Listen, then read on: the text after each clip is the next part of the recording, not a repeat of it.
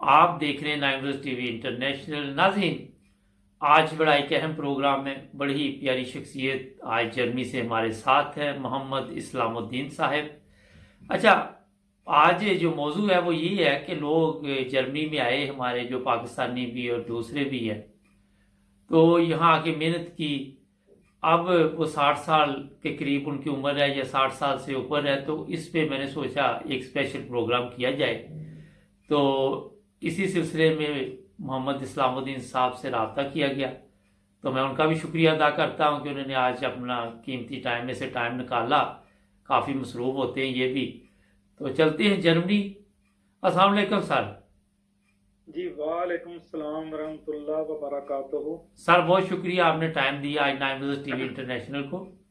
کیا حال ہے آپ کا؟ آپ کا بھی شکریہ، آپ کا بھی جی بہت شکریہ، آپ نے مجھے خدمت کا دوبارہ موقع دیا۔ جی شکر الحمدللہ، اللہ تعالیٰ کا فضل ہے، شکر ہے کہ جو وقت گزر جائے۔ میں نے کہا تھوڑا سا پہلے میں پوچھتا ہوں، جرمنی میں انتخابات تھے، آپ نے بھی وہاں پہ کوئی اپنا رول ادا کیا؟ ہاں جی، اللہ کے فضل سے رول ادا کیے ہیں، جی کوششیں کی گئی ہیں اور اللہ کے فضل سے چل رہا ہے، کیونکہ سب سے ہمارے کوشش یہی تھی کہ جو نازیز ٹائپ لوگ ہیں، جو جب بھی وہ سار اٹھاتے ہیں تو ان کے مخالفت میں کھڑا ہونا ہوتا ہے، پھر ان کو جواب دینے ہوتے ہیں۔ جی تو یہ سب سے زیادہ اہم کوشش ہوتی ہے جو کہ غیر ملکیوں کے پسند نہیں کرتے۔ جی ان میں این پی ٹی ہے، آئی ایف ٹی ہے، اور بھی دوسرے جو بھی آتے ہیں، جی ان کے جواب دینے، پھر ان کو ساری باتیں کرنی۔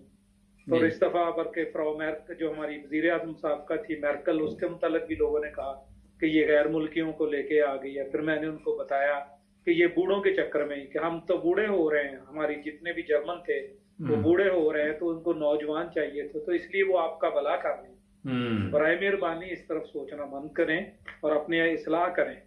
ہاں جی، اور اسی طرح کی جو تھے مسائل آتے رہے، ایس پی ڈی کا بھی تھا، دوسرا بھی تھا، تو اس طرح کے جو ہے کرتے رہے ہیں، تو دعا کریں اللہ تعالیٰ جو بھی کرے۔ سیٹ اپ ان کا اب چل رہا ہے، تو دیکھتے ہیں کہ اب کون حکومت بناتا ہے، تو دیکھتے ہیں، اللہ تعالیٰ بہتر کرے ہمارے لیے۔ جی تو بہت شکریہ۔ آج اپنے لیے تھوڑا سا تعارف کرا دوں۔ میرے پیچھے کچھ دن ہوئے میرے اپنے ضلع میں، جی مجھے انہوں نے ایک صوبہ نیا سپرد کیا ہے، میں کیونکہ بغیر پیسوں کے کام کر رہا ہوں، تو یہ خدمت ہے۔ تو انہوں نے مجھے کہا ہے کہ جو ہمارے 22 سے 25 ہزار جو ہے بوڑھے چل رہے ہیں، بوڑھے ہیں، جی ان کی صحت کے لیے آپ نے ٹپس دینی ہے ان کو، کہ وہ کس طرح صحت مند رہیں، یا ان کی پورا دیکھنا ہے، اولڈ ہاؤس کو دیکھنا ہے، سارا ساتھ جا کے جانا ہے، جی اور اس طریقے سے ان کو صحت کی ٹپس۔ اور میرے ساتھ ایک ڈاکٹر ہے، خاتون ہے، وہ بھی ہے۔ پھر ہم نے یہ تقسیم کر لیا کہ اچھا میڈیسین کا تم سنبھالو، دوسرا تم آپ، لیکن اولڈ ہاؤس یا دوسری جگہوں پہ ہم اکٹھے جائیں گے۔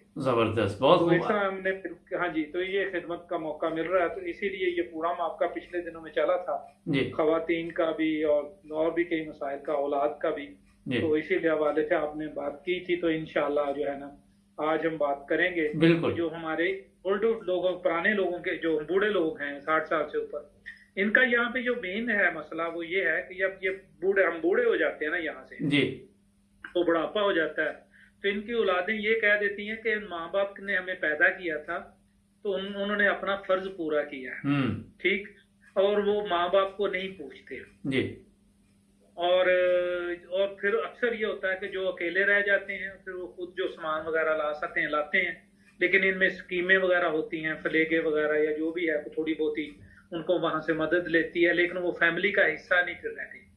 اور نوجوان بچے جو ہیں وہ اپنی زندگی جیتے ہیں، اور بوڑھے جب پھر اور بڑھاپا آ جاتا ہے، زیادہ بوڑھے ہو جاتے ہیں، تو پھر اولڈ ہاؤس میں شفٹ ہو جاتے ہیں۔ اولڈ ہاؤس میں ان کی حالت یہ ہوتی ہے کہ ان کو اسی طرح ہی ہے جیسے کوئی لنگر ہاؤس، لنگر خانے میں، یا مطلب وہ سہولتیں میسر نہیں ہوتی جو کہ گھر میں پیار اور محبت اور ذہنی سکون مل سکے، کیونکہ وہاں پہ اسی طرح ہی ہے جیسے فیکٹری میں کام چل رہا ہے، لوگ آ رہے ہیں، کھانا دے رہے ہیں۔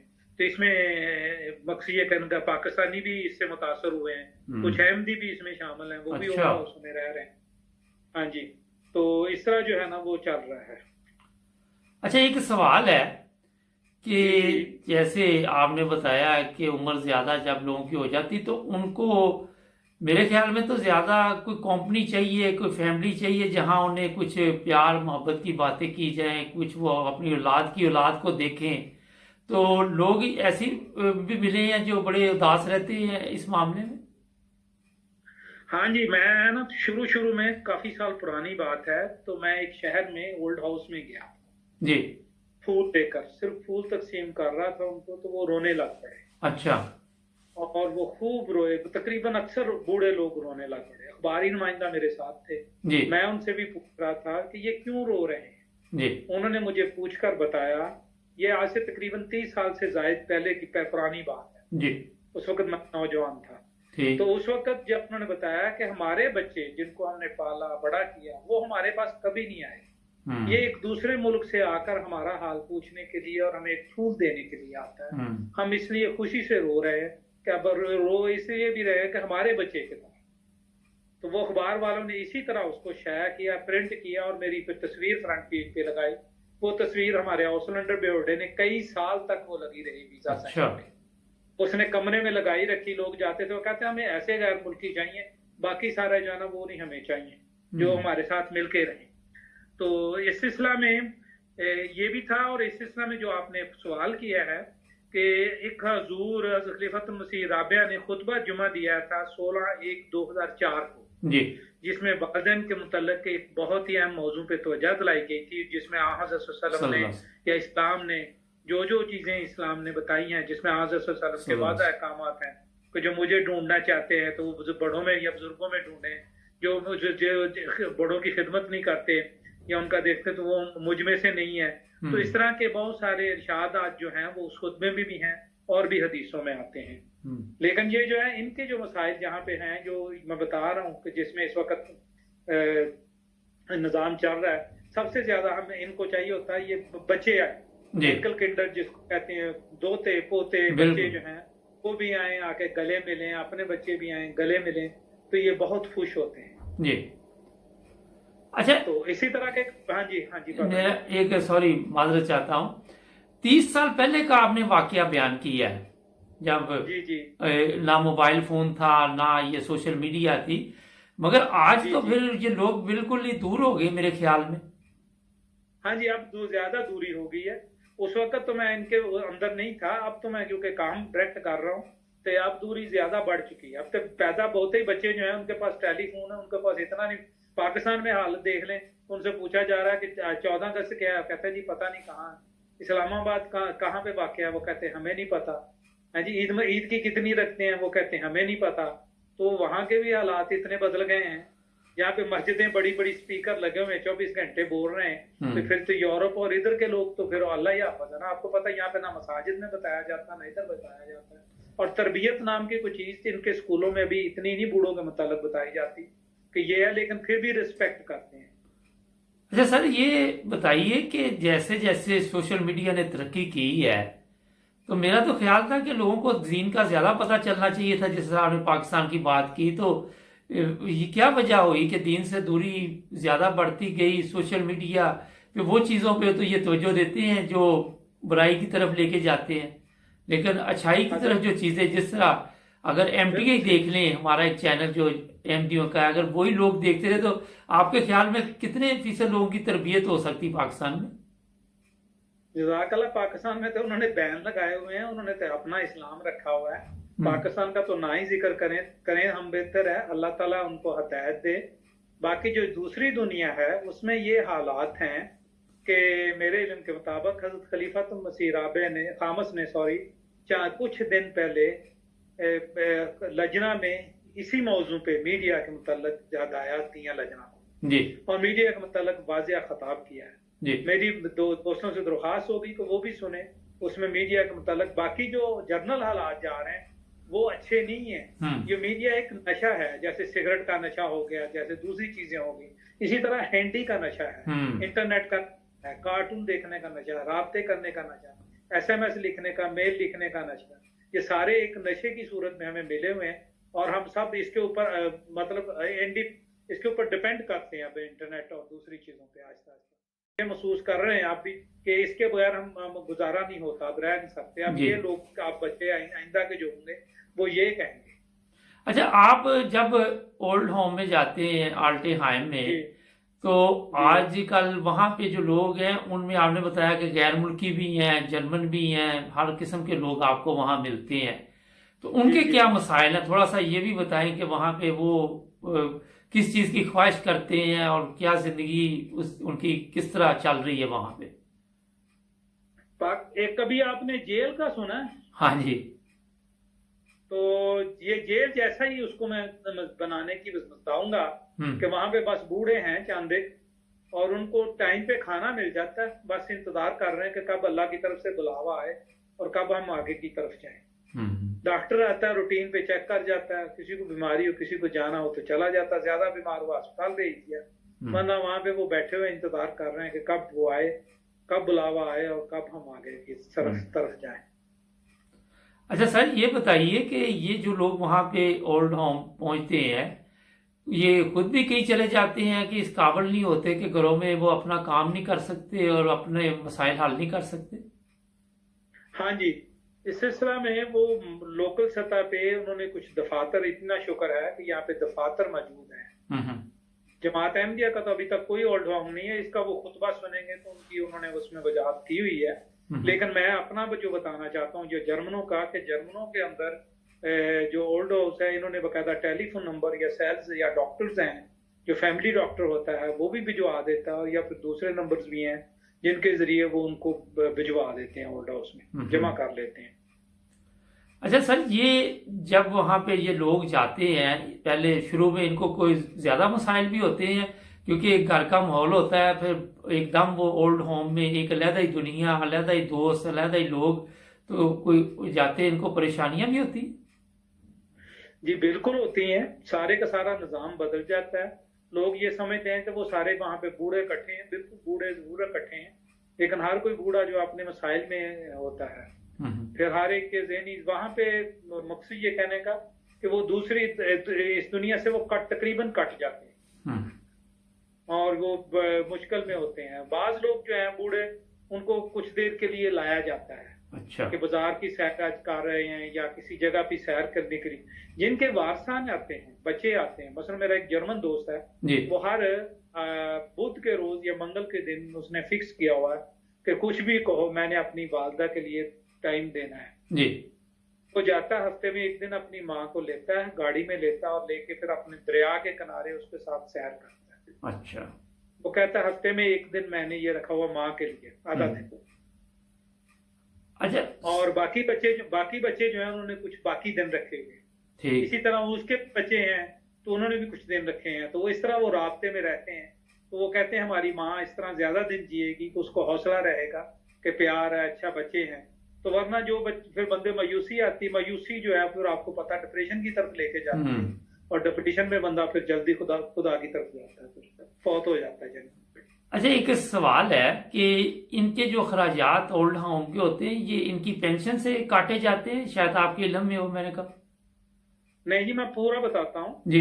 اس کے اندر ایک طریقہ کار چلتا ہے کہ ان کی پینشن جو ہے وہ اس میں سے کاٹے جاتے ہیں، وہ پوری کی پوری پینشن وہ لے جاتے ہیں. اچھا. وہ پینشن جو ہے تقریباً کم ہی پڑتی ہے کیونکہ اولڈ ہاؤس کے اخراجات جو ہے نا وہ زیادہ ہو جاتے ہیں. اور اس کے علاوہ جو ہے نا سوشل جو ہے نا وہ ہیلپ کرتی ہے تھوڑا بہت. اچھا وہ اس کی جو اولاد ہوتی ہے اس کو پہلے لیتے ہیں کہ ہاں جی آپ اپنی آمدن دکھائیں. وہ جس کی آمدن زیادہ ہوگی یا جو بھی جس کو آمدن کے زائد ہوگا اس کو کہا جائے گا کہ بھائی آپ پیسے جمع، آپ سے اس سے پیسے لے لیے جائیں گے. جی. جو اولاد ہوگی اس نے پیسے دیں گے، اگر اولاد نہیں دے سکی پھر سوشل جو ہے اس کے ٹائم وہ دے گی. اچھا، لیکن اولاد سے یہ زبردستی بھی لے سکتے ہیں کہ اگر اس کی انکم زیادہ ہے تو؟ بالکل جی، زبردستی لیتے ہیں. اچھا، مطلب یہ ہے کہ اچھا یہ ایک چیز اور اس میں تھوڑا سا بتا دیں کہ جو کھانا وغیرہ اولڈ ہوم میں ملتا ہے کوئی ان کی مرضی کا بھی ہوتا ہے یا ان کی مرضی کا ہوتا ہے جو اولڈ ہوم والے ہوتے ہیں؟ میں نے عرض کی تھی کہ وہ کبھی کبھار یہ ہوتا ہے، اسی طرح یہ ہوتا ہے کہ جو ایک دو چند کھانے کچھ مرضی کا ہوتا ہے، کچھ نہیں مرضی کا ہوتا ہے. ہاں جی، کچھ لو اور کچھ دو کے طریقے پہ چلتا ہے. وہاں پہ اکثر پرہیزی کھانا ہی چلتا ہے. اچھا، اور جو لوگ سٹاف ہے وہ ان سے پیار اور محبت کا سلوک کرتے ہیں وہاں پہ اس طرح؟ کئی دفعہ ایک میں چھوٹی سی ایک چیز کا اضافہ کر دوں. ایک میں نے ویڈیو دیکھی تھی جس میں اولڈ ہوم میں تشدد کیا گیا، کسی ملک کی تھی، تو وہ کافی وائرل ہوئی. تو وہاں سے میرے ذہن میں خیال آیا کہ سٹاف جو ہے وہ اچھے طریقے سے پیش آتا ہے. जहां तक वो वीडियो मैंने भी देखी है, मुझे मुल्क का भी पता है। अच्छा। ठीक है, और बच्चे ने रिकॉर्डिंग की थी और बड़ा अच्छा किया था। मैं ये दरख्वास्त करूंगा यहाँ पे भी कि यहाँ पे भी वो रिकॉर्डिंग करें और देखें। ये फर्द पे इन्हसार करता है, क्योंकि वो वहाँ पे अकेले होते हैं। लेकिन अक्सर जो है ना वो आता है, लोग ये ठेकेदारी पे वाला काम होता है। अच्छा। बंदे आते हैं, उन्हें घंटे पूरे करने हैं, पूरे करके तो वो जाते हैं। लेकिन वो पाकिस्तान वाले सरकारी जॉब नहीं होती कि अल्लाह करे को कोई बंदा ना आए, लेकिन यहाँ पे वो काम करते हैं। लेकिन काम जो है ना वो ठेके वाली बात ही होती है, आए किया, लेकिन वो एक बड़ा चलता है। और बाद बात क्योंकि बुढ़ापे में बचपन आ जाता है, बाज किस्म की अजीब किस्म की जिद्दें आ जाती हैं, तो उसमें फिर वो उनको डांटते भी हैं थोड़ा बहुत और कुछ करते भी हैं, सख्ती भी करते हैं। अच्छा, ये जो स्टाफ आपने बताया, जी जी। हाँ, लेकिन अभी तक मेरे पास कोई केस ऐसा सामने नहीं आया। ठीक। हम सख्ती से चेक कर रहे हैं इसको ओल्ड हाउसों को, अभी तक कोई केस ऐसा सामने मेरे पास नहीं है मेरे इलाके में। ठीक। और मैं आगे भी चेक करूंगा इंशाल्लाह, तो जो अगर हुआ तो फिर मैं आपको भी बता दूंगा। हाँ जी, आगे चलूंगा। मैं ये कहने लगा था कि कई लोग उनको शौक होता है इंसानियत की खिदमत का, वो फिर खुद ब खुद अपने आप को पेश करते हैं। वो ज़ाहिर है पे तो होते हैं, लेकिन उनके दिल में दर्द होता है। तो आपको ऐसे लोग भी मिलते हैं जो इनकी खिदमत में लगे होते हैं? हाँ जी, ऐसे लोग भी जाते हैं, रेड क्रॉस के तहत आते हैं, कारीदास के तहत आते हैं, हमारे यहाँ पे कुछ गिरजे के लोग आते हैं जी। बात आते हैं। लेकिन आजकल क्योंकि कोरोना चल रहा है, तो कोरोना की वजह से ये मुश्किल हो गया था। और ऐसे लोग खिदमत के लिए भी आते हैं जो कि फिर इनको। अच्छा, ये बताइए सर कि जिस तरह आपने ये इतना अच्छे तरीके से बता दिया, एक कमरे में कितने लोगों को वो रखते हैं, थोड़ा सा ये भी बता दें। ये मुनहसर है, अमूमन 2 आदमियों को एक कमरे में रखा जाता है। अच्छा। जहाँ तक अभी तक मैंने देखे हैं। और बाज जो हैं वो इंसठीफ जो ज्यादा बीमार होते हैं या ज्यादा सूरत में आती है, उनको एक कमरे में रखा जाता है। फिर इनमें ग्रेड भी होते हैं कि जैसे एक आदमी है, उसका ज्यादा फिर खर्चा देगा। अच्छा। तो वो एक बेड का कमरा भी ले लेगा। तो इस तरीके से भी इनका जो सिलसिला है ना वो चलता है। अच्छा, तो ये जो कमरे होते हैं इनके अंदर ही वॉशरूम वगैरह सब कुछ होता है? हाँ जी, वॉशरूम वगैरह इनके होते हैं, लेकिन नहाने का इंतजाम ये मुख्तलिफ है। जैसे अस्पताल में आपने देखा होगा जी, तकरीबन इससे मिलते जुलते निज़ाम है सारा। तो ये ऐसा भी सिलसिला है कि खवातीन और मर्द जो उनको कोई ऐसा सिस्टम है कि अलग-अलग रखा जाता है वहां पे, तो मगर जब वो इकट्ठे बैठते हैं तो लड़ाई झगड़े भी वहां हो जाते हैं, ये जो बुजुर्ग होते हैं? हाँ जी, लड़ाई झगड़े भी हो जाते हैं, लेकिन मेरे इल्म में नहीं है। अच्छा। अगर होते भी हैं, नाराजगी ही होती है, कोई इस किस्म के लड़ाई झगड़े नहीं कि उन्हें थोड़ा मारता वो ऐसी किस्म के लड़ाइयाँ झगड़े छोटी मोटी हो जाती हैं, नाराजगियाँ। तो अगर नाराजगियाँ हो गई तो वो उससे बोलना बंद कर देता है, वो उससे बोलना, वहाँ पे हमला भी होता है, वो उसको चेक करता है, इसीलिए वहाँ पे हमला होता है। अच्छा। तो वो सारे का सारा जो भी जिसके मसाइल हैं वो उनको हल करने की कोशिश करता है। तो खवातीन के लिए अलग इंतजाम है वहां पे? हाँ जी, खवातीन के लिए अलग कोई इंतजाम नहीं, रिहायश कमरा अलग होगा उनका।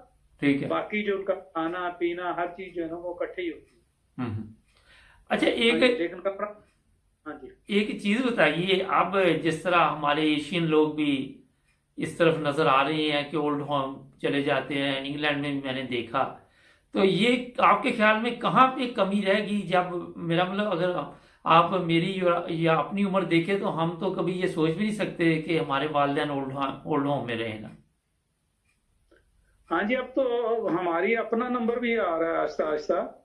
तो ये हमें भी सोचना चाहिए कि हमें भी अल्लाह ताला करे कि मतलब वो हमारे वालिदैन, बिल्कुल आपने बिल्कुल सही कहा कि हमारे वालिदैन ओल्ड होम में ना रहें, वो तो फैमिलियों में ही रहे। और यहाँ पे भी अल्लाह ताला करे कि ऐसे ही हालात हों कि फैमिलियों में हमारे जो बुजुर्ग हैं वो फैमिलियों में रहें।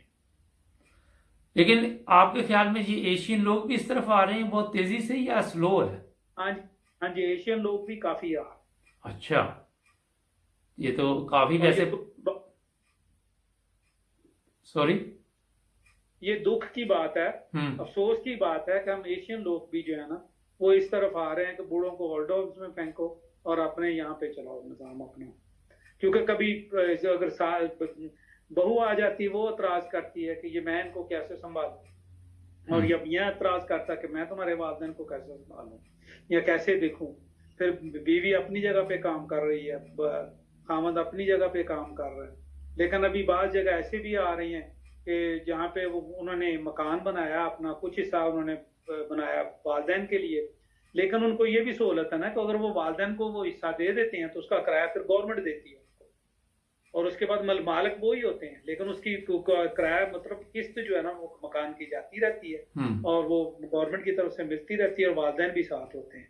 اور والدین بوڑھے ہیں، بیمار ہیں، تو اس کا کچھ تھوڑا بہت ایکسٹرا خرچہ بھی دیتی ہے. UK میں بھی دیتی ہے اور یہاں پہ بھی دیتی ہے. اچھا، ایک چیز یہ آپ نے بڑی اچھی مجھے پسند آئی بات آپ کی، میرے بھی یہ ذہن میں ہے کہ میں یہ ویسے اپنے ناظرین کو بتانا چاہوں گا، آپ بھی سن رہے ہیں اس وقت، کہ اگر آپ جو بات انہوں نے ابھی بتائی ہے اس پہ عمل کریں تو یہ بڑی اہم بات ہے کہ اپنے گھر کے ساتھ ان کو رکھیں، ان کا خیال رکھیں.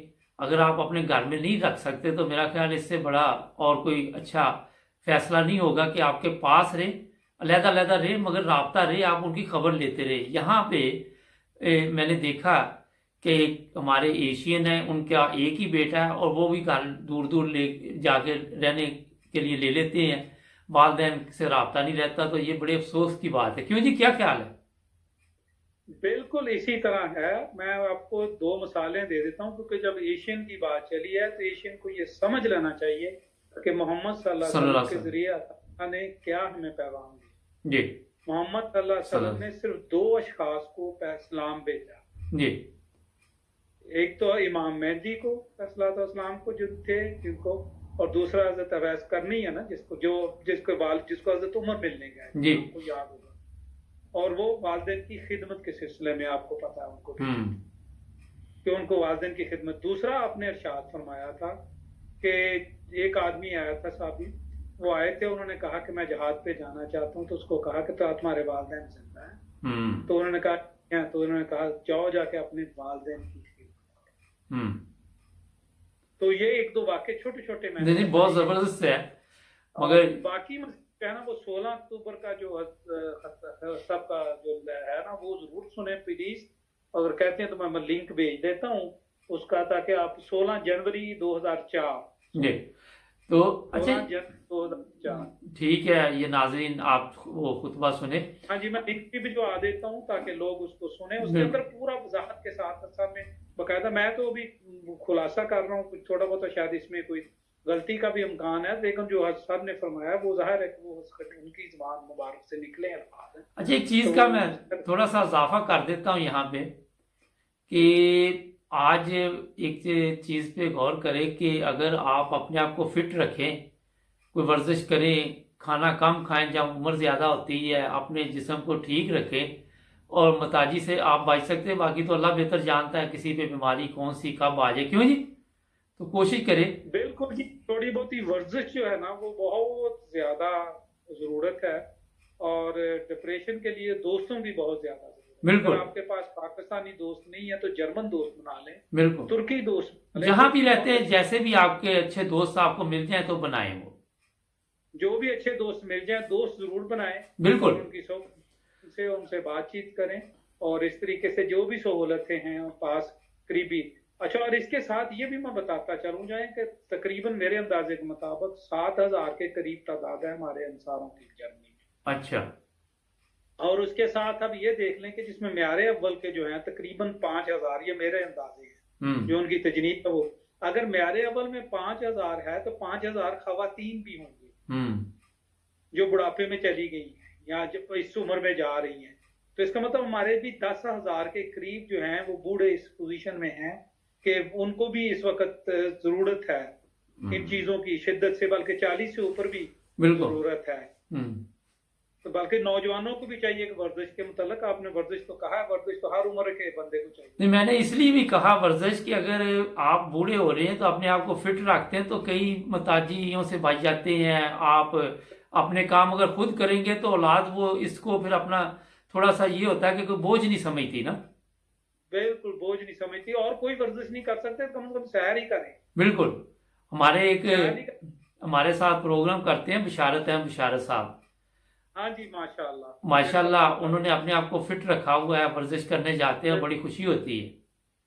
जी जी क्योंकि उन घरों में सर ज्यादा मसाइल है जहाँ पे लोग इन चीजों का भी ख्याल नहीं रखते और उनकी सेहत ठीक नहीं होती, वहां फिर औलाद को संभालना भी मुश्किल हो जाता है। फिर वो घरों में मसाइल पैदा हो जाते हैं। बहू कहती कि मैं अब आपके अब्बा अम्मी को संभालती रहूं, ये भी प्रॉब्लम चल जाती है ना वहां पे। बिल्कुल चल जाती है। और इस सिलसिला में जो भी चीज है मजीद किसी मुरब्बी साहब से भी आप जरूर करें जी जी कि दीनी मामलात में मजीद रहनुमाई के लिए। लेकिन मैं जो आपने ये कहा कि ये इस किस्म के मसाइल हैं, ये माशरे में शुरू से चले आ रहे हैं लेकिन अब ज्यादा बढ़ रहे हैं। जी असल में ये कहना चाहता हूँ कि अब बढ़ रहे हैं। आगे कम थे, आगे मोहल्ले वाले भी हेल्प कर देते थे, तो अब यहाँ पे मोहल्ले वाले भी नहीं, वो माहौल नहीं है यहाँ पे। बिल्कुल ऐसी।